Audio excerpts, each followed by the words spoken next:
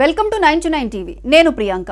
దేశ రాజధాని ఢిల్లీకి ఊపిరిపోసే ఆరావళి పర్వతాలపై ఇప్పుడు మరణ శాసనం రాసేందుకు కొన్ని శక్తులు ఏకమయ్యాయి. కోట్ల ఏళ్ల చరిత్ర ఉన్న పర్వతాలను కంకరగా మార్చి మింగేయాలని మైనింగ్ మాఫియా పంజా విసిరింది. కానీ ఆ విధ్వంసాన్ని అడ్డుకుంటూ సుప్రీంకోర్టు ఇచ్చిన తీర్పు ఇప్పుడు దేశవ్యాప్తంగా సంచలనం సృష్టిస్తోంది. ఈ మహాకుట్రకు సంబంధించిన ప్రధాన అంశాలు ఇప్పుడు చూద్దాం.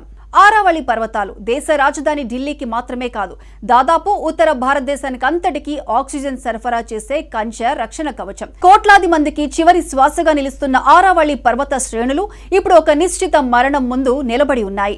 దేశం కళ్లు తెరిచి చూసే లోపే 250 కోట్ల ఏళ్ల చరిత్ర ఉన్న పర్వతాల ఛాతీని కోసి మింగేయాలని మైనింగ్ మాఫియా కోరలు చాచింది.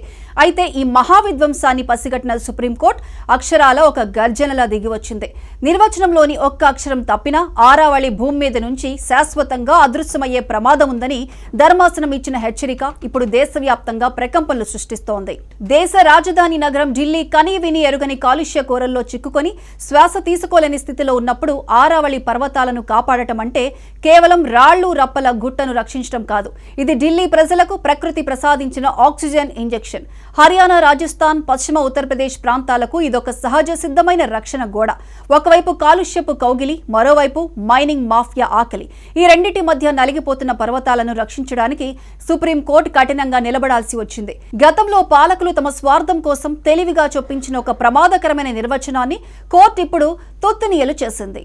100 మీటర్ల ఎత్తు ఉంటేనే అది పర్వతం అన్నట్లుగా గతంలో తీసుకొచ్చిన కొత్త నిర్వచనం వెనుక ఒక భయంకరమైన కుట్ర దాగి ఉంది. ఈ నిర్వచనం గనక అమలైతే మొత్తం ఆరావళిలో 95% పర్వతాలు రికార్డుల్లో పర్వతాలే కాకుండా పోతాయి. అంటే పేపర్ మీద అవి పర్వతాలు కావు కాబట్టి వాటిని ఇష్టానుసారంగా తవ్వుకోవచ్చని మైనింగ్ మాఫియాకు గ్రీన్ సిగ్నల్ ఇచ్చినట్లవుతుంది. సరిగ్గా ఇదే లూప్ హోల్ ని ఉపయోగించుకుని పర్వతాల గుండెల్లో బాంబులు పెట్టి పేల్చేయాలని కార్పొరేట్ శక్తులు స్కెచ్లు వేశాయి. భూమి మీద పర్వతాలు ఉన్నా ప్రభుత్వ రికార్డుల్లో వాటిని మాయం చేసే ఈ బ్యూరోక్రాటిక్ మాయాజాలంపై పర్యావరణవేత్తలు ఎప్పటి నుంచే పోరాటం చేస్తున్నారు. రాజస్థాన్ ప్రభుత్వం 2010లో తీసుకొచ్చిన ఈ 100 మీటర్ల నిబంధన కార్పొరేట్ మైనింగ్ కంపెనీలకు అక్షరాల బంగారు గనిలా మారింది. కొండల ఎత్తును కొలిచి కాస్త తక్కువగా చూపించి అది పర్వతం కాదని సర్టిఫికెట్ ఇప్పిస్తే చాలు, క్షణాల్లో జేసీబీలు రంగంలోకి దిగుతాయి. ఫలితంగా 8 ఏళ్ల క్రితం జరిగిన సర్వేలో ఆరావళిలో ఉన్న అనేక కొండలు రికార్డుల నుంచి అదృశ్యమైపోయాయి. అభివృద్ధి అనే ముసుగులో ప్రకృతి శాస్త్రాన్ని మార్చేస్తున్న పాలకుల తీరుపై ప్రజలు ఆగ్రహంతో ఊగిపోతున్నారు.